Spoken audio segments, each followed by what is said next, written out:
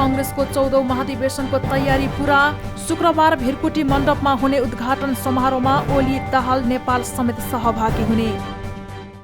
नेपाली कांग्रेसले 14औं महाधिवेशनको उद्घाटन लगायतका कामको तयारी अन्तिम चरणमा पुगेको जनाएको छ। बिहीबार सञ्चारकर्मीहरूसँगको कुराकानीमा नेपाली कांग्रेस काठमाडौँ जिल्ला सचिव तथा 14औं महाधिवेशन प्रचार प्रसार मञ्च व्यवस्थापन समिति संयोजक गोविन्द पुडासैनीले 14औं महाधिवेशनका लागि उद्घाटन लगायतका कामको तयारी अन्तिम चरणमा पुगेको जानकारी दिए। उनले महाधिवेशन तयारीको काम 90% सकिएको र बाँकी 10% काम बिहीबार राति 10 बजेसम्म सकिने बताए। संयोजक सैनीले प्रदेशको अधिवेशन सम्पन्न गरेपछि केन्द्रीय अधिवेशनतर्फ लाग्नु परेको कारण काम केही ढिला भएको बताएका छन्। उनले मञ्च 3 चरणमा बनाइएको र पहिलो, दोस्रो र तेस्रो चरणमा क्रमशः कलाकार, विभिन्न पार्टीका शीर्ष नेता तथा पार्टीका केन्द्रीय सदस्य रहने व्यवस्था गरिएको बताए। हाम्रो 90% तयारी सम्पन्न भइसकेको छ। आज हामी बेलुका 10 बजेसम्म सम्पूर्ण यो प्रचार प्रसार लगायत यो मञ्चको चाहिँ पूर्ण रूपमा चाहिँ हामी चाहिँ आज 10 बजे पूर्ण रूपमा सम्पन्न गर्न गइरहेका छौँ। हाम्रो अब यस्तो परिस्थिति के भयो भन्नु चाहिँ नि भर्खर हामी अब यो प्रदेशको अधिवेशन सम्पन्न गरिसकेपछि केन्द्रीय अधिवेशनतिर हामी चाहिँ नि लाग्नुपर्ने भएको कारणले गर्दाखेरि अलि ढिलाइ हुन गएको हो। तर केही छैन, ढिला भए पनि हाम्रो पार्टीका साथीहरू शुभचिन्तक धेरैको सहयोगमा हामी अहिले अग्रस्थानमै यो चाहिँ काम गरिरहेका छौँ र यो सम्पूर्ण कामको लागि चाहिँ हामीले समय हामीलाई पर्याप्त छ। संयोजक पुडासैनीले प्रदर्शनी मार्गमा मात्र पार्टीको काम भएकोले अन्य सडकमा सर्वसाधारणहरूलाई ट्राफिक जाम भएर समस्या नपर्ने कांग्रेसको भनाइ छ। कांग्रेसले पार्टीको महाधिवेशनमा 4 लाखसम्म मानिस सहभागी बन्ने पनि बताएका छन्। नेपाली कांग्रेसको 14औं राष्ट्रिय महाधिवेशन मङ्सिर 24 गते शुक्रबारबाट 27 गतेसम्म हुँदैछ। कांग्रेसको केन्द्रीय समितिद्वारा 14औं महाधिवेशनका लागि 3वटा प्रतिवेदन पारित। पार्टीसँग 10 करोड रुपैयाँ भन्दा धेरै मौजात रहेको जानकारी।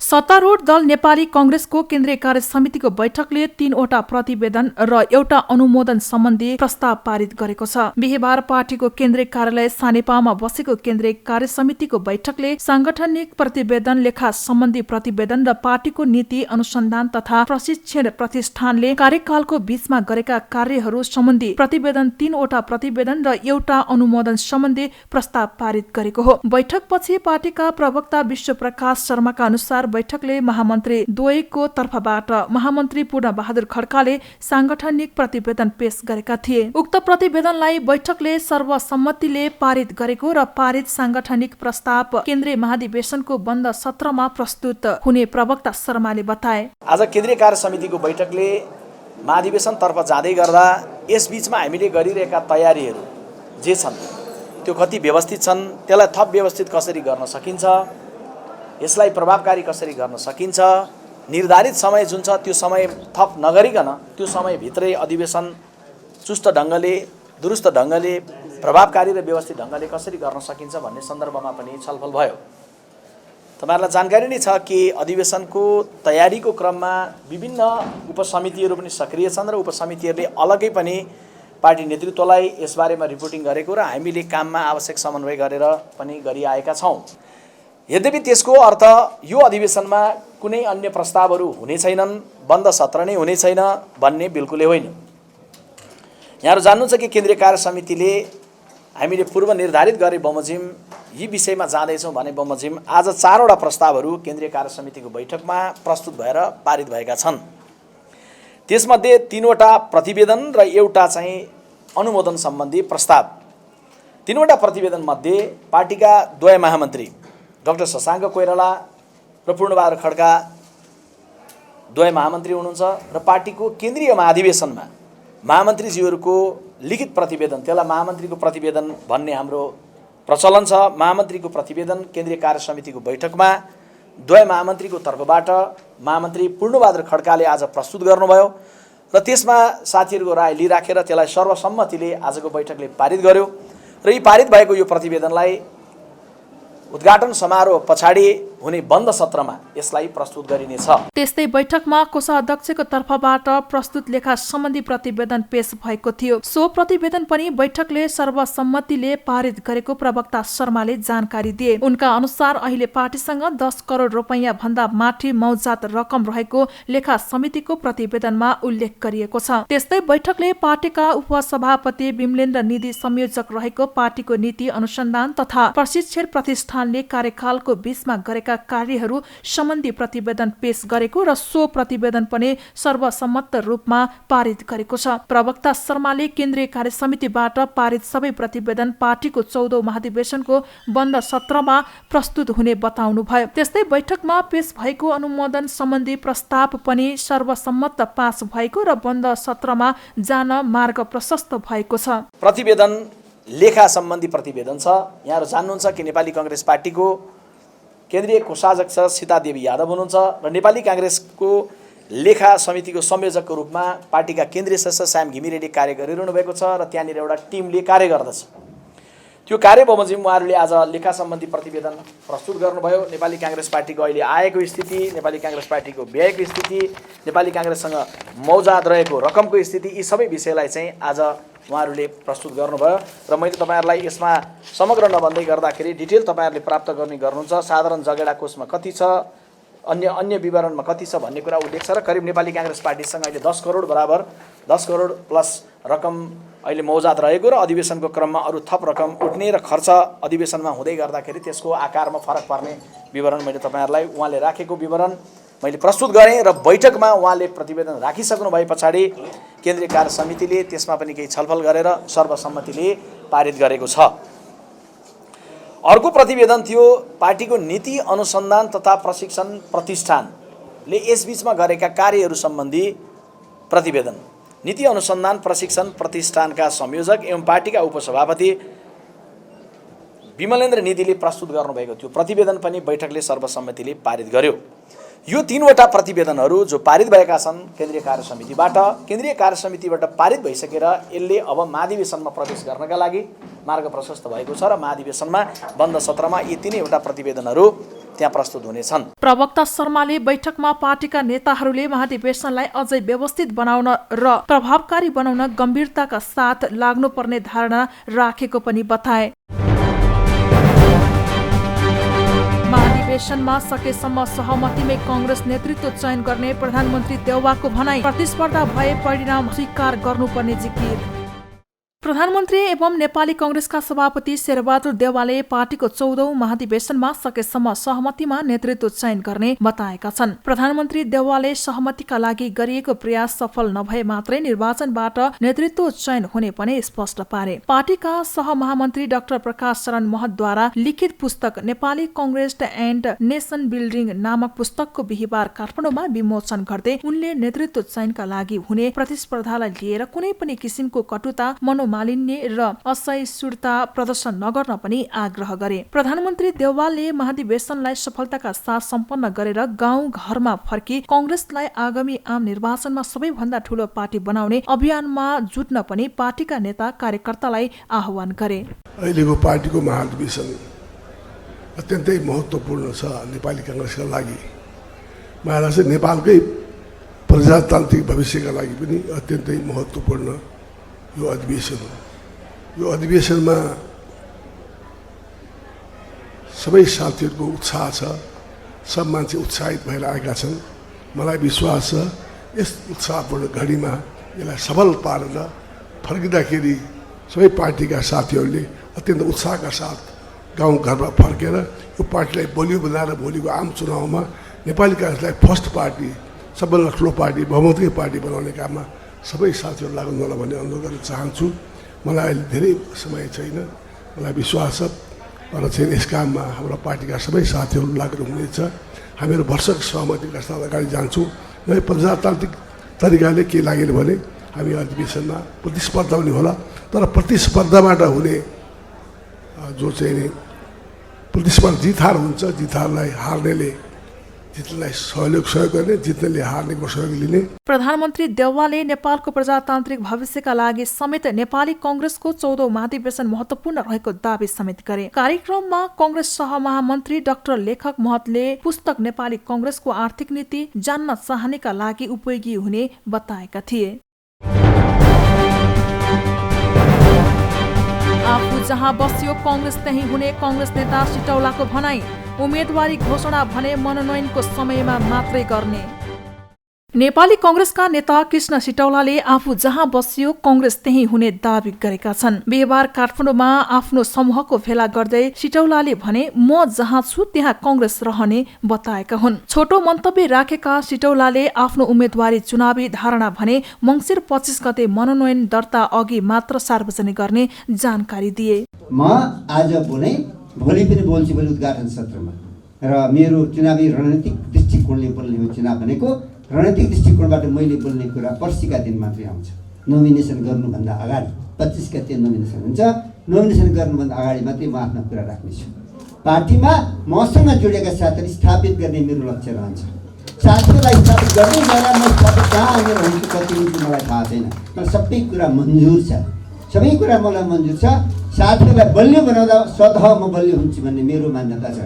सिटौलाले आफ्नो प्यानल सहित उम्मेदवारी घोषणा गर्ने चर्चा चले पनि यस विषयमा भने उनले स्पष्ट पारेनन्। तर सिटौलाले आफू पार्टीको सम्पूर्ण एकताको पक्षमा रहेको बताए। आज यो क्षणमा आइपुग्दा मलाई कस्तो लागेको छ भने यो क्षणमा आइपुग्दा धेरै ठाउँहरूमा साथीहरूको तीव्र प्रतिस्पर्धा भएको छ। वार्डदेखि अहिले प्रदेश तहसम्म आइपुग्दा यहाँसम्म आइपुग्दा मेरो दिमागमा के लागिरहेको छ भने पार्टीको महाधिवेशन मात्रै सम्पन्न गर्नु छैन हामीले, कुनै साथीहरूलाई पदमा मात्रै तुल्याउनु छैन हामीले। यो महाधिवेशन पछि पार्टीभित्र सम्पूर्ण एकता निर्माण गर्न सक्नुपर्छ हामीले। त्यो एकताबाट नयाँ ऊर्जा निर्माण गर्न सक्नुपर्छ हामीले र पार्टी सामु उपस्थित चुनौतीहरूको सामना गर्न लोकतन्त्र शासन पद्धतिमाथि आइपर्ने खतरालाई सामना गर्न सक्ने गरिकन नेपाली कांग्रेस पार्टी नयाँ ढङ्गले रचना गर्न सक्नुपर्छ। सिटौलाले आफ्नो तर्फबाट युवाहरूको नेतृत्व गर्ने जिम्मेवारी प्रदीप पौडेललाई दिने घोषणा गरे। कांग्रेसको तेस्रो धारको नेतृत्व गरिरहेका नेता कृष्ण प्रसाद सिटौलाले आफूलाई अभाव, जोखिम र संकटमा साथ दिने नेताहरूलाई कहिले नछोड्ने पनि बताए। अभावमा, संकटमा र जोखिममा जो साथीले मलाई निरन्तर साथ दिएको छ त्यसलाई म छोड्न सक्दिनँ। फेरि एउटा शब्द भन्न चाहन्छु, अभावमा, जोखिममा र सङ्कटमा जो मेरो साथमा छ र अहिलेसम्म छ र भोलिसम्म रहन्छ भन्ने मेरो विश्वास हो, त्यसलाई म छोड्न सक्दिनँ। आजका दिनमा मैले मेरो तर्फबाट युवाहरूको नेतृत्व गर्ने जिम्मेदारी प्रदीप पौडेलजीलाई दिएको छु। उहाँले के गर्न सक्नुहुन्छ मलाई थाहा छैन, तर म युवाहरूलाई उठाउन चाहन्छु, युवाहरूलाई हिँडाउन चाहन्छु, युवाहरूलाई कुदाउन चाहन्छु जनताका लागि। उमेरले हामी निकै भएका छौँ, धेरै भएका छौँ। अब पालो मेरा छोराहरूकै हो, नवपालो मेरा छोरीहरूकै हो। उनीहरूले हामी धेरै भएका छौँ, हाम्रो भाइ बहिनीहरूकै हो। म तपाईँहरू अगाडि बढेको देख्न चाहन्छु। आफूलाई सधैँ साथ दिने नेताहरूलाई स्थापित गराउने काममा आफूले कहिले कन्जुसाई नगर्ने बाचा नेता सिटौलाको थियो। सोही कार्यक्रममा बोल्दै नेपाली कांग्रेसका केन्द्रीय सदस्य प्रदीप पौडेलले नेता सिटौलाले लिने निर्णय आफूहरूलाई मान्ने हुने बताएका छन्। सिटौला नेतृत्वको वैचारिक समूह 14औं महाधिवेशनपछि अझै सशक्त हुने उनले बताए। आज 14औं महाधिवेशनको सङ्घारमा आइपुग्दा हामीले देशभरि नै तरङ्ग ल्याउने स्थिति निर्माण भएको छ। प्रदेश अधिवेशनहरूमा, जिल्ला अधिवेशनहरूमा, क्षेत्र र स्थानीय तहका अधिवेशनहरूमा हाम्रो विचार समूहले धेरै ठुलो तरङ्ग ल्याएको स्थिति छ। त्यसकारण 14औं महाधिवेशनमा रणनीतिक ढङ्गबाट हामी अगाडि बढ्नुपर्ने स्थिति पनि हुन सक्छ। त्यसैले हामी कृष्ण प्रसाद सिटौलालाई विश्वास गर्छौँ, उहाँले पनि हामीलाई विश्वास गर्नुहुन्छ। यो 14औं महाधिवेशनमा यो विचार समूहलाई अझ बढी कसरी शक्तिशाली बनाउन सकिन्छ, त्यस आधारमा उहाँले हामी कसरी जाने भन्ने कुराको निर्णय गर्नुहुनेछ। त्यो निर्णयलाई हामी सबैले आत्मसात गर्नेछौँ र अगाडि बढ्नेछौँ। आगामी दिनमा फेरि पनि नेपाली कांग्रेसभित्रै समन्वय गर्ने काम कृष्ण प्रसाद सिटौलाले गर्नुहुनेछ। आज 14औं महाधिवेशन सम्पन्न हुने दिशातिर उन्मुख भएको छ। मेरो विचारमा कृष्ण प्रसाद सिटौलाको नेतृत्वमा समिति बनेर त्यो समितिले निश्चित मापदण्डहरू बनाएको थिएन भने आज नेपाली कांग्रेसको अधिवेशन यो अवस्थामा पुग्ने थिएन, सम्पन्न हुने स्थितिमा पुग्ने थिएन। 13औं महाधिवेशनमा हामी सुरुवात गरेका यो समूह एउटा परिवर्तनको समूह र विचारको समूह बोकेर हाम्रा आदर्श सिद्धान्त र विचारलाई स्थापित गर्नका लागि हाम्रा पार्टी नेपाली काङ्ग्रेसलाई सशक्त र मजबुत बनाउनका लागि र पार्टीभित्र रहेका गलत प्रवृत्तिहरूलाई समाप्त गर्नका लागि र आउँदा दिनमा पार्टी र लोकतन्त्रलाई अझ मजबुत बनाउनका लागि हामीले सुरुवात गरेका थियौँ। त्यो बेला सुरुवात जसरी हामीले गर्यौँ त्यसको प्रतिफल हो आज धेरै साथीहरू अहिले निर्वाचित पनि भएर आउनु भएको छ। हाम्रा भातृ संस्था लगायत विभिन्न सङ्घ संस्थामा हाम्रो माननीय मन्त्री लगायत सबै ठाउँमा आज सबैको मूल्याङ्कन सहित आज अवसर पनि पाउनु भएको छ र धेरै साथीहरू स्थापित पनि हुनुभएको छ। कार्यक्रममा बोल्दै कांग्रेस केन्द्रीय सदस्य शिव हुमागाईले महाधिवेशनमा आफ्नो वैचारिक समूह एकजुट हुने दावी गरेका छन्। नेता हुमागाईले सिटौलालाई नेतृत्वको लागि अग्रसर हुन आग्रह गरे। नेपालको चुनौतीहरूलाई चाहिँ परास्त गर्नका लागि कस्तो कांग्रेस बनाउने हो, भोलिका दिनमा कस्तो नीति निर्माण गर्ने हो, कस्तो भोलिको दिनमा कुन बाटो तय गर्ने हो, आज देखिएको कम्युनिस्टको बरकरार निरङ्कुशताको खिलाफमा आउने सबै निर्वाचनहरूलाई कुन जगमा हाँक्ने हो भन्ने आज चुनौती छ। यो चुनौतीलाई सामना गर्ने गरी निर्वाचनमा जोसुकै निर्वाचित भए पनि काङ्ग्रेसको भागडोर कृष्णको हातमा रहने गरी आज पार्टी अगाडि बढ्दैछ। कार्यक्रममा बोल्दै नेपाली कांग्रेस बागलुङका सभापति जित शेरसनले कांग्रेसलाई सही नेतृत्व चाहिएको बताएका छन्। संघ, प्रदेश तथा स्थानीय निर्वाचनमा कांग्रेसलाई शक्तिशाली बनाउन सक्षम नेतृत्व चाहिएको उनको भनाइ छ। यो पार्टीलाई सञ्चालन गर्नका लागि कस्तो नेतृत्व छनौट गरिसकेपछि हामीले पार्टीलाई ठिक ढङ्गले सञ्चालन गर्न सक्छौँ। कस्तो ड्राइभर छनौट गरिसकेपछि त्यसले भोलि नेपाली कांग्रेस पार्टीलाई ठिक ठाउँमा लगेर ठिक लक्ष्यमा लगेर ठिक गन्तव्यमा पुर्याउन सक्ने ड्राइभरको खोजी छ। त्यसकारणले यो पटकको अधिवेशनमा, यो पटकको महाधिवेशनमा सम्पूर्ण नेपालभरिबाट आउनुभएका कांग्रेसका महाधिवेशन प्रतिनिधिहरू सबै प्रमुख व्यक्तित्वहरू आइपुग्नु भएको छ काठमाडौँमा। कोही आउने क्रममा हुन्छ। तपाईँहरूले अहिले छनौट गर्दाखेरि सिट भएको ड्राइभर छनौट गर्नुभयो भने गन्तव्यमा पुर्याउँछ। सिट भएको ड्राइभर छनौट गर्नु भएन भने आगामी निर्वाचन, पार्टीको निर्वाचनमा हामीले निर्वाचन जित्न सक्ने सम्भावना हुन सक्दैन। कार्यक्रममा सहभागी महाधिवेशन प्रतिनिधिले नेता सिटौलाले सभापतिको उम्मेदवारी घोषणा गर्ने अनुमान गरेका थिए। महाधिवेशनमा आफ्नो वैचारिक समूह निर्णायक हुने उनीहरूको दावी छ। कांग्रेसलाई सही ढंगले अघि बढाउन भन्दै गगन थापाले घोषणा गरे महामन्त्रीमा उम्मेदवारी। कांग्रेसको लक्ष्य समुन्नत नेपाल, सम्मानित नेपाली।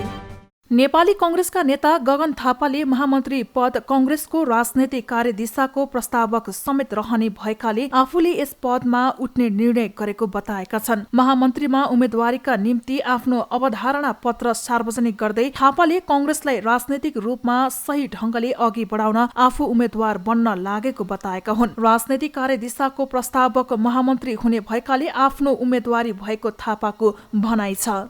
78 सालदेखि 82 साल 78 साल मङ्सिरको 27 गते अधिवेशन छ।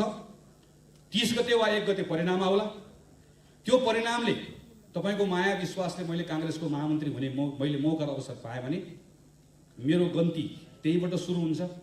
ठीक 4 वर्षपछि अहिलेको जस्तो 4.5, 5, 5.5 तन्कौ संविधान निर्वाचन आयोग भनेर होइन, ठीक 4 वर्षपछि अधिवेशन हुन्छ। प्रत्येक कांग्रेसको सदस्यले एउटा आन्दोलनसँग त्यो जोडिन्छ, एउटा मिसनसँग जोडिन्छ। के को लागि कांग्रेस, किन कांग्रेस भन्ने कुराको प्रश्न उत्तर हुन्छ। कांग्रेससँग प्रश्न होइन, कांग्रेससँग उत्तर हुन्छ।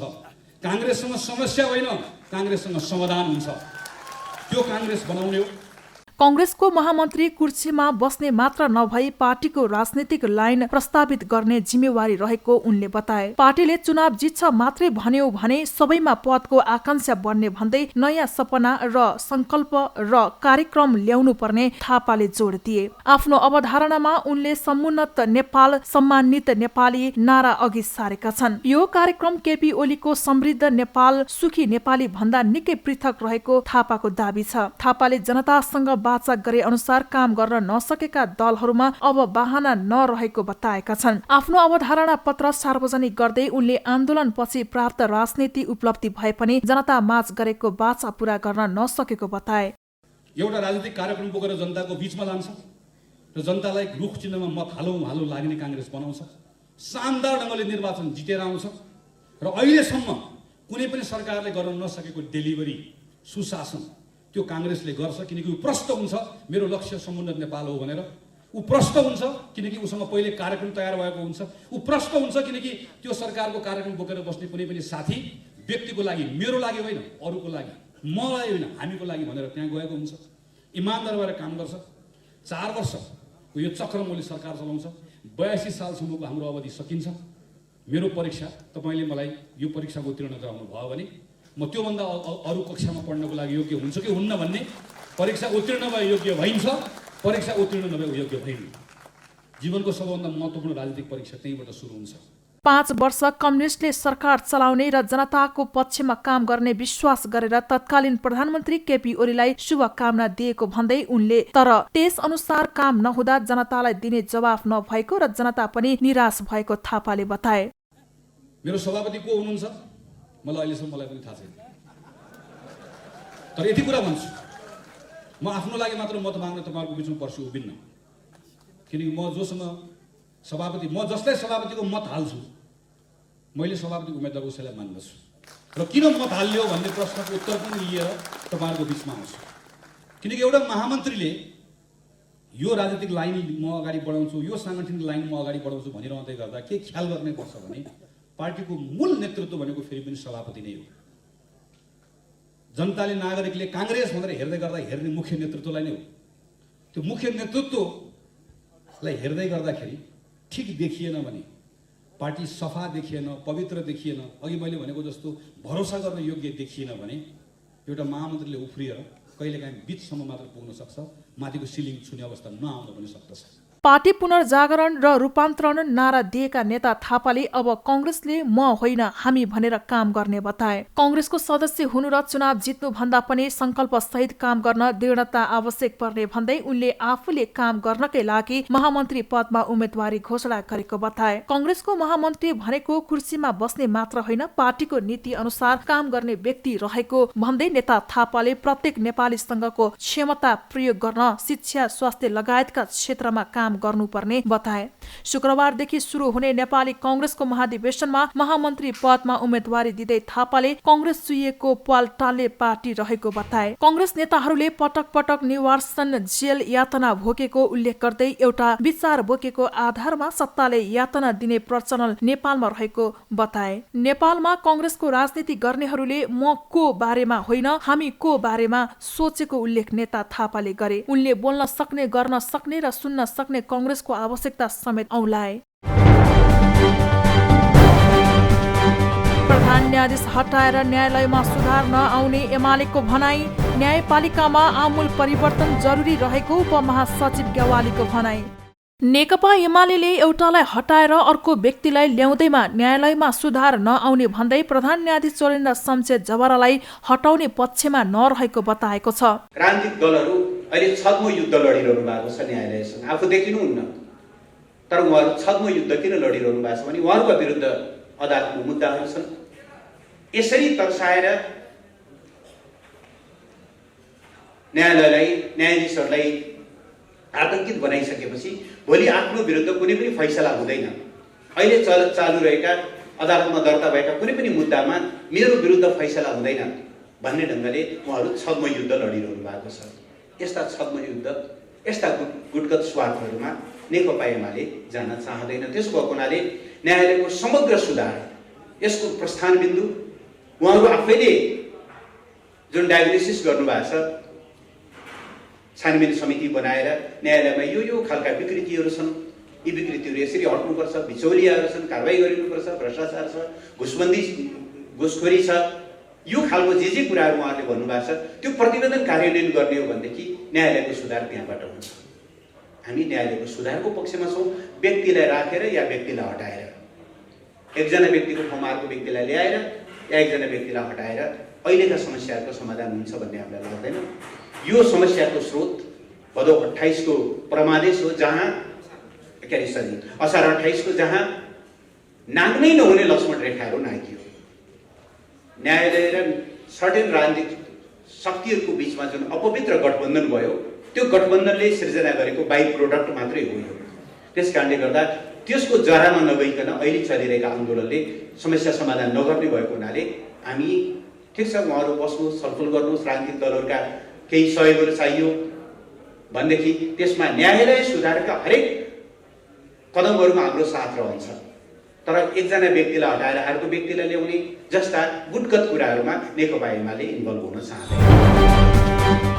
महानगरीय ट्राफिक प्रहरी महाशाखाले pay fine on the spot instant payment सिस्टमको सुरुवात गरेको छ। बिहिबारबाट लागू हुने गरी महाशाखाले ट्राफिक नियम उल्लङ्घन गरी कारबाहीमा परेका सवारी साधन धनीलाई कारबाही स्थलबाट नै रकम तत्काल भुक्तान गरी कागजात फिर्ता लिन सक्ने व्यवस्थाको सुरुवात गरेको हो। तत्काल ट्राफिक जरिवाना भुक्तान गर्ने प्रणाली शुभारम्भ कार्यक्रममा महानगरीय ट्राफिक प्रहरी महाशाखा प्रमुख प्रहरी वरिष्ठ उपरीक्षक जनक भट्टराईले ट्राफिक सेवा आधुनिक र प्रविधियुक्त हुँदै गएको बताए। उनले अबदेखि चिट काटेपछि जरिवाना तिरेर ट्राफिक कार्यालयमा गई कागजात फिर्ता लिनुपर्ने समस्या समाधान भएको बताए। अहिलेको सिस्टम हामीले चिट काट्छौँ, चिट काटेपछि चाहिँ त्यो कागजपत्र बेलुका हाम्रो अफिसमा आउँछ, त्यो बिचमा उहाँले ब्याङ्कमा गएर फिर्ताउन सक्नुहुन्छ, अनलाइन मार्फत फिर्ताउन सक्नुहुन्छ र बेलुका हामी कहाँ आएर इन्ट्री भएपछि कागजपत्र फिर्ता पाउनुहुन्छ उहाँले। अहिले यो सिस्टममा हामी काटेका छौँ। अब यसलाई पनि अझ सरलीकृत गर्नुपर्छ, सहज बनाउनुपर्छ। अहिलेको कोरोना जस्तो महामारीमा भिड यहाँ जम्मा गरिराख्ने मान्छेलाई चाहिँ फिल्डबाट चाहिँ मुक्ति दिन सकिन्छ भनेदेखि त्यो गरौँ, प्रयास गरौँ भनेर हामीले लागेर एउटा चाहिँ हाम्रो चाहिँ प्राविधिक साथीहरूले प्राविधिक मित्रको हुन्छ यसमा काम गर्नुभएको छ उहाँहरू सबै लागेर चाहिँ एउटा सिस्टम डेभलप गर्नुपर्छ। त्यो सिस्टममा चाहिँ अब हामी अहिलेलाई चाहिँ हामीसँग त्यो एप डाउनलोड गरिएका, एप लोड गरिएका चाहिँ इक्विपमेन्ट चाहिँ हामीसँग इक्विपमेन्ट भनौँ मोबाइलमा पनि गर्न सकिन्छ। अहिलेसम्म कारबाहीका लागि बनाइएको एप 5 वटा मोबाइलमा मात्रै प्रयोग गरिएको र बिस्तारै यसको संख्या बढाउँदै जाने ट्राफिक प्रहरीले जनाएको छ। कारबाहीमा परेकाहरूको अब डिजिटल इन्ट्री गरिने र तत्काल रकम भुक्तानी गरी कागजात फिर्ता लिन मिल्ने व्यवस्था pay fine on the spot instant payment सिस्टममा छ। महाशाखाले पहिलो चरणमा गौशाला, दरबार मार्ग, थापाथली, जावलाखेल र जनसेवा गरी 5 ठाउँमा यो सेवा सुचारू गरेको हो। त्यस्तै मादक पदार्थ सेवन गरी सवारी साधन चलाउने, लेन अनुशासन पालना नगरेको र रातो बत्ती उल्लङ्घन गरेका सवारी साधन चालकहरूका लागि भने रकम भुक्तानी तत्काल गर्न पाए पनि महाशाखामा गएर सचेतना कक्षा नलिएसम्म कागजात पाउने छैनन्। र प्रदेश पदाधिकारी 9 सदस्य बनाउने माओवादी केन्द्रको निर्णय, 1 अध्यक्ष, 3 उपाध्यक्ष, 3 सहसचिवको व्यवस्था। नेकपा माओवादी केन्द्रले प्रदेश पदाधिकारीको संख्या बढाउने भएको छ। माओवादी केन्द्रको बिहिबार बसेको स्थायी कमिटी बैठकले प्रदेश पदाधिकारीको संख्या 9 जना बनाउने निर्णय गरेको हो। प्रदेश पदाधिकारीमा अध्यक्ष 1 जना, उपाध्यक्ष 3 जना, सचिव 1 जना, सहसचिव 3 जना र कोषाध्यक्ष 1 जना बनाउने गरी स्थायी कमिटीले निर्णय गरेको हो। त्यस्तै बैठकले हाल कायम रहेका केन्द्रीय कमिटी सदस्यहरूलाई मङ्सिर 25 गते हुने प्रदेश सम्मेलनबाट प्रदेश कमिटीमा जानका लागि पार्टीको तर्फबाट बल नगर्ने निर्णय गरेको छ। विशेष गरेर यो प्रदेश सम्मेलन पर्सि 25 गते हुँदैछ, त्यस विषयमा केन्द्रित भएर त्यसमा केन्द्र छलफल गरेर पहिलो हाम्रो छलफल के विषयमा भयो भने केन्द्रीय सदस्यहरू स्वेच्छाले कोही तल प्रदेशमा जान चाहन्छन् भने उनको इच्छाको कुरा भयो, तर सकेसम्म हाम्रो तर्फबाट केन्द्रीय सदस्यहरू तल जानको लागि बल नगर्ने भन्ने कुरो हो। अर्को चाहिँ हामीले प्रदेशमा यो दोस्रो निर्णय प्रदेश पदाधिकारीमा 7 जना भन्ने छ पहिले, अहिले हामी 9 जना बनाउने निर्णय गऱ्यौँ। 9 जनामा 1 जना अध्यक्ष, 2-3 जना उपाध्यक्ष, सचिव 1 जना, सहसचिव 3 जना, कोषाध्यक्ष 1 जना। यो साथले नबनाइयो। त्यस्तै बैठकले प्रदेश कमिटिको सदस्य संख्या बढाउने निर्णय पनि गरेको छ, जस अनुसार प्रदेश नम्बर 1 मा 259, प्रदेश नम्बर 2 मा 271, बागमती प्रदेशमा 275, गण्डकी प्रदेशमा 229, लुम्बिनी प्रदेशमा 253, कर्णाली प्रदेशमा 211 र सुदूरपश्चिम प्रदेशमा 223 जनाको कमिटी बनाउने निर्णय गरिएको प्रवक्ता महराले जानकारी दिए। स्थायी कमिटी बैठकमा माओवादी पार्टी प्रवेश गर्नेहरूको सम्बन्धमा अध्ययन गर्न देव गुरुङ, गिरिराज मणि पोखरेल र श्रीराम ढकाल रहेको 3 सदस्यीय कार्यदल बनाएको छ भने महिला विभाग गठन गरेर विभाग प्रमुखको जिम्मेवारी पम्फा भूषाललाई दिने र अरू सदस्यहरूलाई पछि थप्ने निर्णय भएको माओवादी केन्द्रका प्रवक्ता कृष्ण बहादुर महराले बताए।